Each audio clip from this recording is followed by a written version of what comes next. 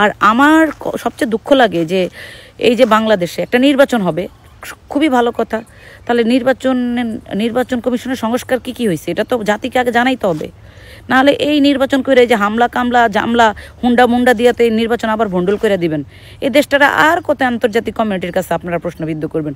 সবচেয়ে দুঃখজনক লাগে জামাত তাদের প্রাথমিক প্রার্থিতা ঘোষণা করছে বিভিন্ন আসনে, তারপরে বিএনপি তাদের চূড়ান্ত প্রার্থিতাও ঘোষণা করছে কয়দিন আগে। আবার এগুলো যখন দোসর আওয়ামী দোসর পত্রপত্রিকা সোশ্যাল মিডিয়াতে আসছে, এগুলার নাকি আবার রিপ্লেসমেন্ট করবে। এই যে তারপরে আরও যেটা দেখলাম, এদের মধ্যে বড় একটা অংশ এই আওয়ামী লীগের সাথে আতাত করা পার্টি। মানে আপনাদের এত লোভ কেন ভাই? লজ্জা লাগে না আপনাদের?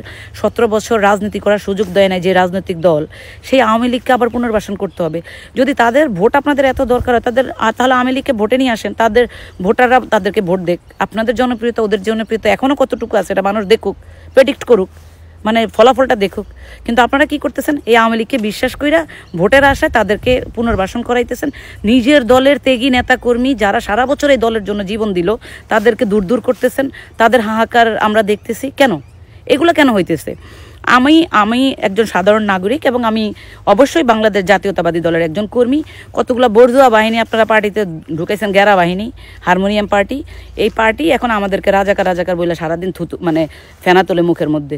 শুয়োরের বাচ্চারা, এই দলের প্রতি আমাদের যে কন্ট্রিবিউশন আছে, তোদের কি কন্ট্রিবিউশন আছে? তোরা 111-এর সময় হাওয়া ভবন দিয়া দলটারে খাইছত, তারেক রহমানের বন্ধু সাইজা। এরপরে এখন আবার তোরা আওয়ামী পুনর্বাসনের মাধ্যমে এই দলটারে আবার ধ্বংস করবি।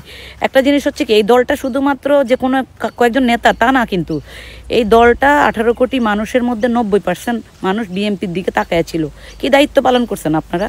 এখন আমার কথা হচ্ছে যে বললে উপরের দিকে থুতু মারলে নিজের গায়ে পড়ে। আমি মনে করি বাংলাদেশ একটা নির্বাচন খুবই জরুরি, কিন্তু এই আওয়ামী পুনর্বাসন নির্বাচন আমরা চাই না। অবশ্যই হাসিনার বিচারের রায় ঘোষণা করতে হবে আগে। রাষ্ট্রপতি আমরা মানি না, এরা বাইর করেন আপনারা, সংবিধান স্থগিত করেন, প্রয়োজনে আবার রিপ্লেসমেন্ট করেন সরকার। আপনারা এই সমস্ত দোসরদেরকে কেন উপদেষ্টা বানাইলেন? আসিফ নজরুল সহ অন্য যারা আছে, এদের বিরুদ্ধে দুনিয়ার অভিযোগ। এরা ওইখানে বৈশা সচিবালয়ে বড় অঙ্কের টাকার ভাগ নেয়, মানে গালগুল সব ফুলে গেছে সবগুলার। তো এইটা আমরা চাই না। আপনারা যদি মনে করেন জেনজি হাইরে গেছে, বুলশেট, জেনজি এখনও আছে। এদেশে ভারতীয় আগ্রাসন চলবে না, শাহবাগীদের আগ্রাসন চলবে না। জেনজি আলফা দুইটা মিলা এই দোসরদেরকে আবার প্রতিহত করবে।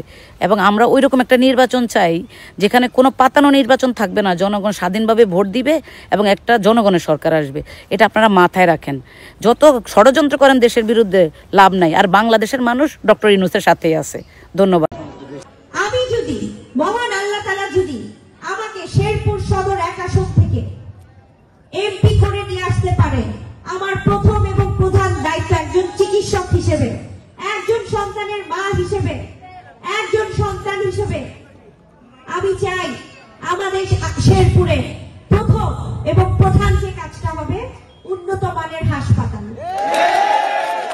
যেখানে শিশু চিকিৎসা হবে, যেখানে বয়স্ক বৃদ্ধদের চিকিৎসা হবে, যেখানে হার্ট অ্যাটাক এবং স্ট্রোকের মতন পেশেন্টদের চিকিৎসা হবে, তাৎক্ষণিক প্রাথমিক চিকিৎসা হবে এবং উন্নত মানের যাদের হার্ট ব্লক হয়ে যায়, যাদের স্ট্রোকের কারণে হার্ট ব্লক হয়, সেখানে যেন আমরা উন্নত মানের এনজিওগ্রাম করতে পারি এবং হার্ট ব্লক হলে যেন আমরা রিং বসাতে পারি, সেই রকম দায়িত্ব আমি নিতে চাই।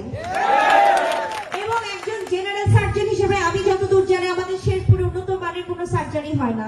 টুকটাক মাথা ফেটে গেল তার সেলাই দেওয়া হয়, হাত কেটে গেল তার সেলাই দেওয়া হয়, কিন্তু পেটের অনেক রকমের সার্জারি থাকে, সেগুলো কিন্তু আসলে এখানে করা হয় না। তাহলে একটা রোগী যখন ঢাকায় যায়, ময়মনসিংহে যায়, কি পরিমাণ খরচের বহন তার বোঝাইতে হয়, এটা একবার আপনারা চিন্তা করেছেন? কাজেই আমি উন্নত মানের শুধুমাত্র ক্লিনিক সেন্টার দিয়ে বসে থাকবো না, যে ক্লিনিক দিলাম এবং ওই ক্লিনিক থেকে আমার পয়সা আসবে, ব্যবসা করে গেলাম, সেইটা আমি চাই না। আমি চাই এমন একটা উন্নত মানের স্পেশালাইজ হাসপাতাল হবে যেখানে আমার শেরপুরের বাপ মা সন্তান, আমার চাচা চাচি, আমার ভাই বোনরা, আমার ছোট বড়, আমার চাচিরা, আমার দাদিরা, আমার ফুপুরা যেন এখান থেকে উন্নত মানের চিকিৎসা পায়। কয়েকদিন আগে দেখলাম সাপে কাটা রোগীর সাপের জন্য যে ট্রিটমেন্ট অ্যান্টিভেনম সেটা নাই। আমি একজন চিকিৎসক হিসেবে এই ব্যাপারগুলো পুঙ্খানুপুঙ্খভাবে দেখতে চাই এবং আমি চাই সদর হাসপাতালে যেন কোনো রকম দুর্নীতি না হয়। বাকি সড়ক ব্যবস্থা, রেল লাইন, বিশ্ববিদ্যালয়, ওগুলো তো সময়ের সাথে সাথে করব।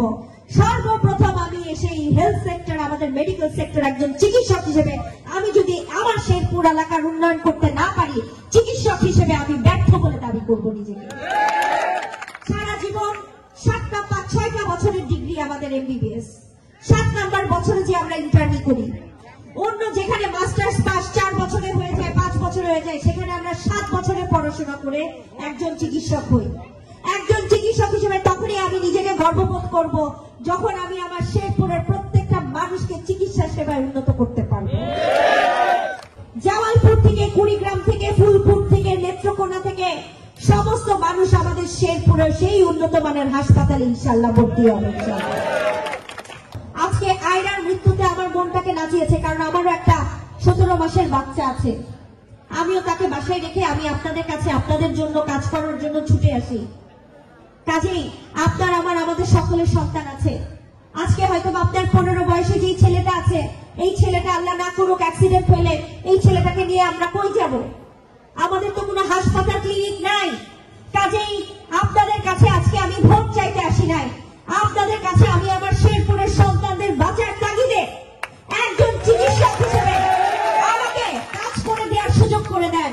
সেটার জন্য আমি 2 হাত পেতে আপনাদের কাছে অনুরোধ করছি, আপনারা দয়া করে আমাকে এমন একটা জায়গায় নিয়ে যাওয়ার ব্যবস্থা করে দেন যেন আমার শেরপুরের সন্তানরা, আমার বয়স্ক চাচিরা, আমার দাদিরা, আমার চাচারা যেন চিকিৎসা না পেয়ে ওই ফুলপুর, নেত্রকোনা ওই রাস্তার ধারে বাইরে থেকে যাওয়ার পথে মরে না যায়।